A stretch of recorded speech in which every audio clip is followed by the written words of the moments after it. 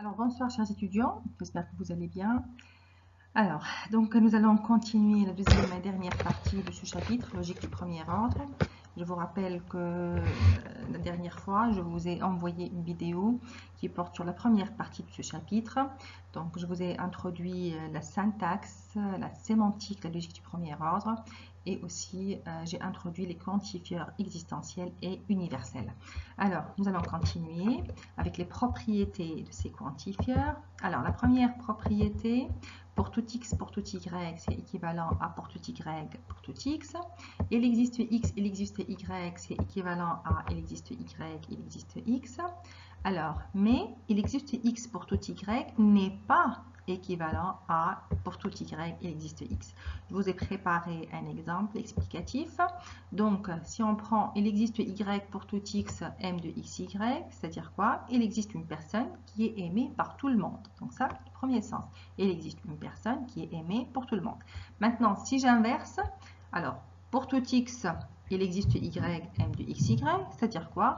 Pour toute personne, il existe une personne qui l'aime. Donc ça, c'est la deuxième signification. Donc, entre le premier et le deuxième, donc je rappelle, le premier, il existe une personne qui est aimée par tout le monde. Et la deuxième, c'est toute personne, pour toute personne, il existe une personne qui l'aime. Donc, les deux sens n'ont rien à voir l'un l'autre.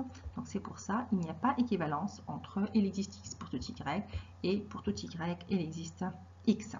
Alors, les quantifieurs sont duals. Alors, sont duals, qu'est-ce que ça veut dire? Ça veut dire qu'ils peuvent s'exprimer en s'utilisant l'un l'autre.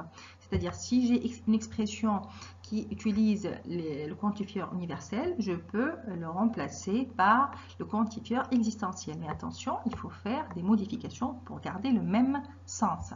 Par exemple, si je prends cet exemple-là, pour tout x aime x glace, donc qu'est-ce que ça veut dire? Ça veut dire toute personne aime la glace. C'est équivalent à il existe non, il existe x, non aime x glace. C'est-à-dire il n'existe personne qui n'aime pas la glace. Donc, pratiquement le même sens. Donc, tout le monde aime la glace, c'est équivalent. Il n'existe personne qui n'aime pas la glace. Donc, ici, on a équivalence de sens. D'accord? Nous avons remplacé le pour tout par il existe, mais attention, nous avons ajouté la négation devant il existe et la négation devant l'expression pour avoir l'équivalence de sens.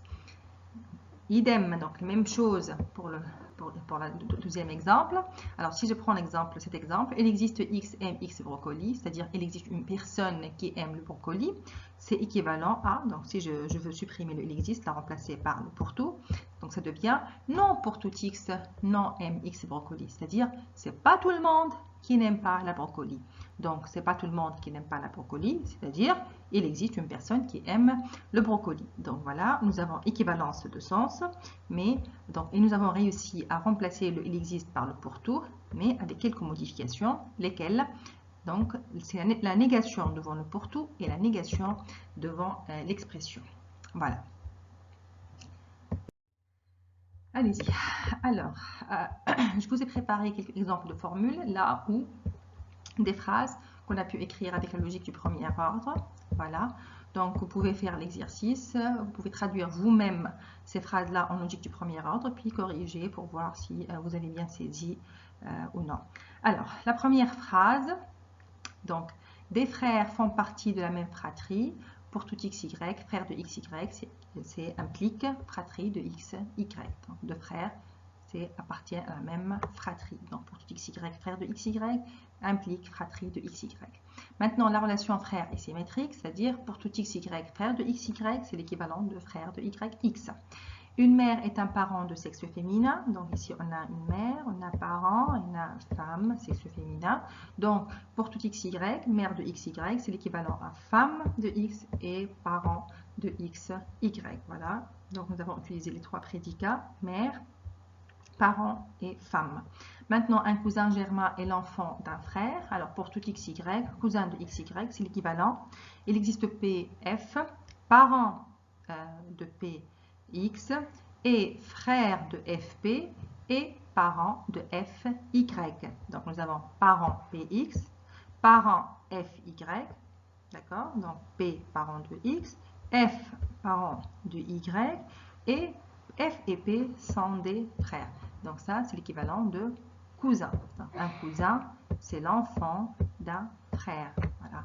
Donc, nous avons utilisé le prédicat cousin, le prédicat frère et le prédicat parent pour dire que P c'est le parent de X, F c'est le parent de Y et F et P sont des frères. Donc, voilà la façon de traduire ces phrases-là en logique du premier ordre. Vous pouvez refaire l'exercice sans voir les résultats et puis vous corrigez vous-même. Alors, la notion d'égalité en logique du premier ordre, on dit que la syntaxe c'est égal, voilà, terme 1 égale terme 2. La sémantique, donc terme 1 égale terme 2, c'est vrai sous certaines interprétations, et si seulement si terme 1 et terme 2, ils font référence à une même chose, à un même objet. Alors, si je considère la logique arithmétique, donc dans la logique arithmétique, 1 égale 2, c'est pas valide.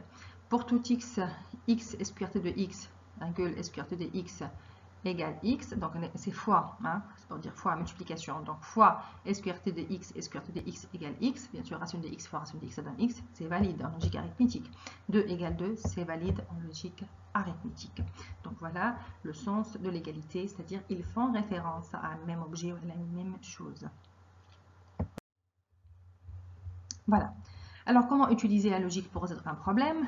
Ça, on va voir. Donc, on a vu une partie dans ce chapitre. La partie suivante, on va voir dans le dernier chapitre, qui est le chapitre inférence en logique du premier ordre. Ce sera notre dernier chapitre dans ce cours-là. Alors, maintenant, comment utiliser la logique pour résoudre un problème?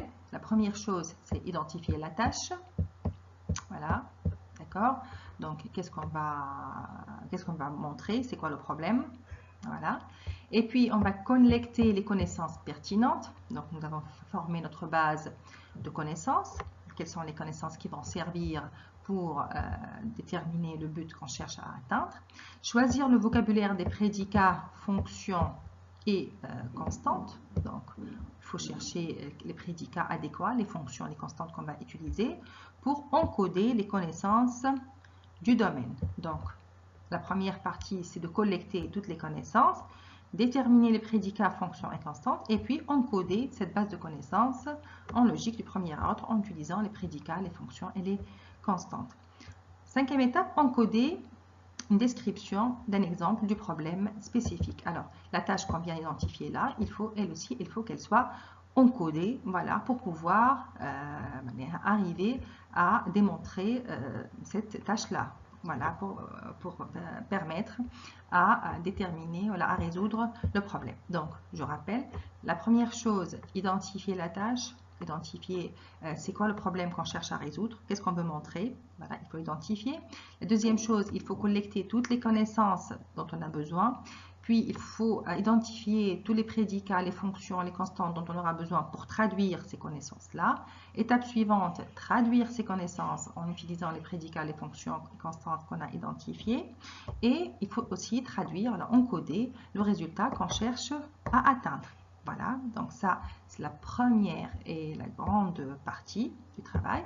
Et puis, maintenant, la partie inférence, voilà, qui consiste à soumettre des requêtes à la procédure d'inférence et obtenir des réponses. Ça veut dire qu'est-ce qu'on va faire? On va soumettre des requêtes et on va inférer des résultats à la base de connaissances qu'on a encodées jusqu'à ce que démontrer le résultat qu'on cherche à atteindre. Cette sixième étape, elle fera l'objet du chapitre suivant, inférence en logique du premier ordre. Donc, je vous rappelle qu'en ce chapitre-là, nous avons appris à identifier c'est quoi un prédicat, une fonction, des constantes.